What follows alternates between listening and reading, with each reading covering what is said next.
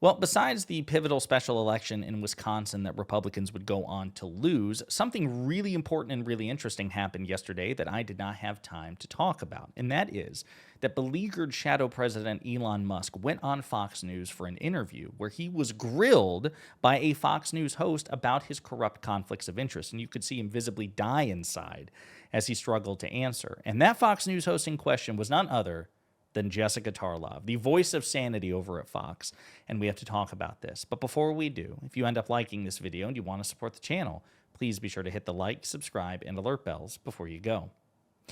All right, friends, as you know, we're big fans of Jessica Tarlov here. I think she has the hardest job in mainstream media. She goes in by herself, just by her lonesome, and on to the 5, where she's outnumbered 4-1, and she's up against some of the most persistent hecklers in the Fox News payroll, and she's outnumbered but never outgunned. And I love this. I was stunned that I saw some of these clips go around, and I didn't see Jess's, and at first I'm like, oh, wait, he's on the 5? Did they schedule it for a day that Jessica was not on the 5? Because that would make sense.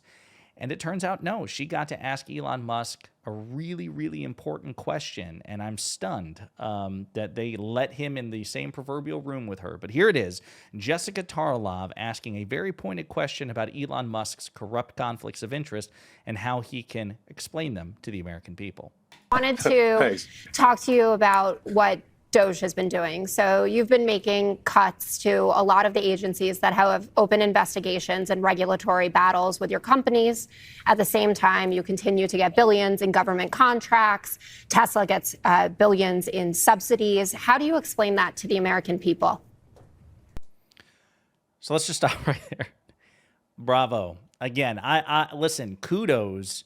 I'm surprised, again, that they let these two in the same proverbial room together. And what a great question to ask. I'm sure the pressure was on for a softball question when you're outnumbered, not just by your co-host. You're in enemy territory as far as the viewers are concerned, and that they very often will criticize Jess because she'll push back on right-wing talking points. And you're facing the potentially most powerful person on the planet, the shadow president, who is extremely corrupt and extremely vindictive. And despite all that pressure, Jess asked that question on air. So, again, you can just see Elon Musk. Let's see his response. Well, everything that DOGE does is an open book. So I think the most transparent the most transparent organization in government ever. Every single DOGE action is listed on the doge.gov website. It's also listed on the X handle. So if anyone has a concern about any one of those actions, they can bring that up. They can raise that. And I do want to say, like, sometimes we make a mistake. Nobody bats 1,000. We will at times make a mistake, but we'll act very quickly to correct it. I am under such an extreme spotlight, so much scrutiny, that it's literally impossible for me to get away with anything nefarious. And obviously, nor do I wish to. So this is a case where we have radical transparency. We're actually willing to admit that we do make mistakes. Often people are not willing to admit they make mistakes, but we are. But we want to emphasize we fix them quickly, and we're trying to do the right thing for the American taxpayer, for the American people. And I think history will be the judge that what we've done here and what we're doing is a very good thing for the strength and future of America. Yeah, you could tell Jess was not impressed by the nature of his answer, nor should he be, because he was full of shit. And I'll point out that she was not given a chance to ask a follow-up question because Janine Pirro cut in to pass the proverbial torch. So that's the closest Elon Musk will ever get to a fully justified grilling ever. Again, kudos to Jess. Make sure, by the way, that you go to her Raging Moderates. It's on Scott Galloway's YouTube channel, and I think they have an Apple feed as well. Be sure to like and subscribe to that. It's great work. But yeah, that's awesome. And again, you can just see that he didn't even really answer the question. How do you explain it to the American people? Oh, it's just not happening. Well, no, it is. Again, he didn't dispute. He didn't say, well, no, that's not true. We didn't cut any agencies or departments that were investigating me or probing my business interests. He was just like, I'm so big, I'm so popular that I can't get away with anything. Except, as we've discussed in previous videos, there has been a lot of credible reporting about Musk's conflict of interest and his corruption. And he does seem to be getting away with it in that these things are occurring regardless of the controversy and the high profile that he generates. This idea that sunlight's the best disinfectant, just public exposure will keep him from doing terrible things, that assumes that Musk is susceptible to shame.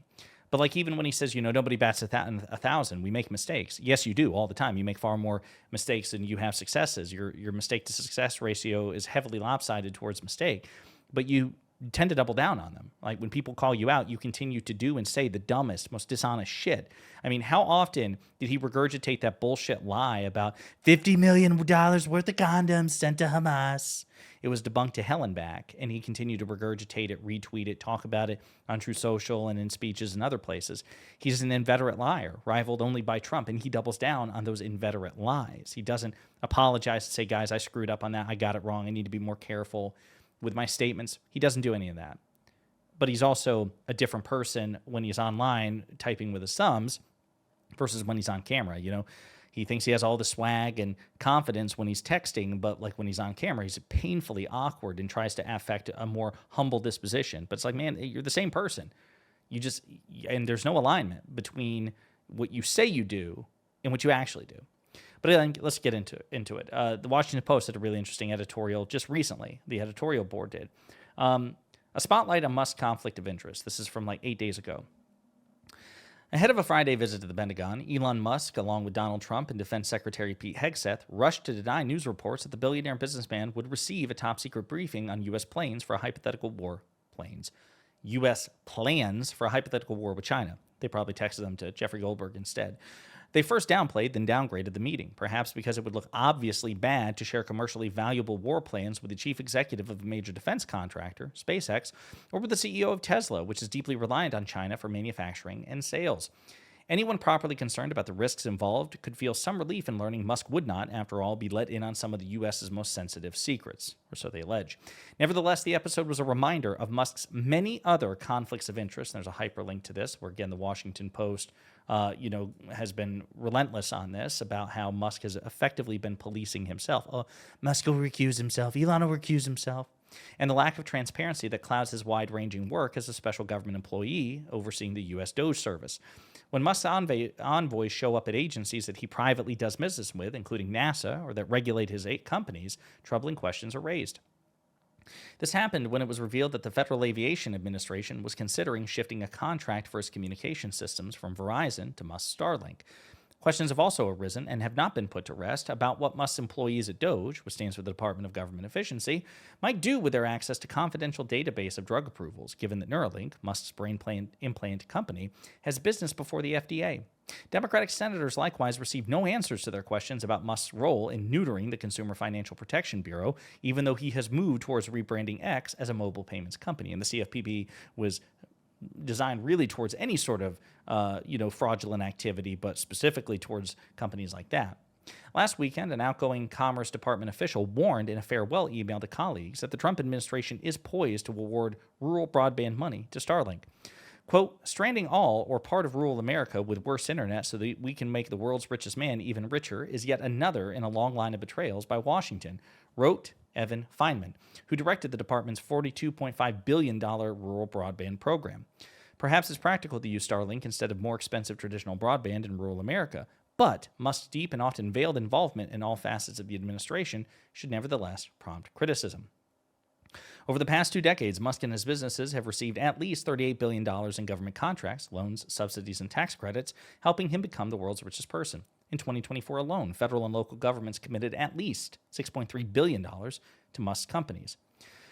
The White House contends that Musk has fully complied with the law and will recuse himself when appropriate, but officials have declined to say whether Trump signed a waiver to exempt Musk from complying with conflict of interest rules or whether Musk has privately disclosed financial information to officials. And by the way, I just want to say this is across the board.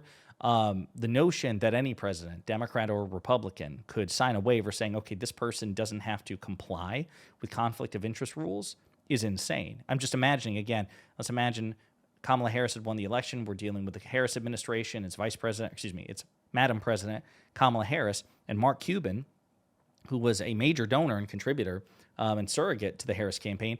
Imagine we learned that he was basically been given a high-level administration position, and a hypothetical President Harris signed a waiver saying Mark Cuban didn't need to comply with conflict of interest rules.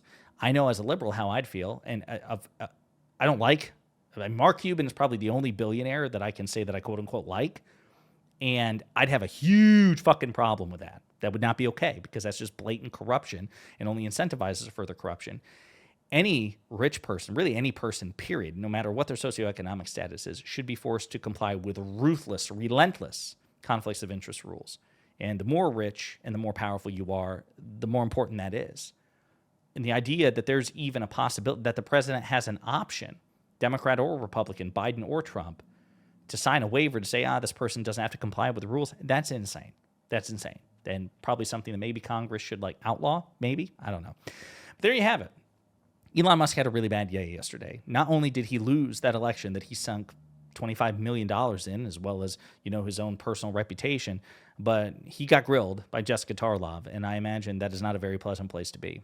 So, in the meantime, let me know what you think in the comments.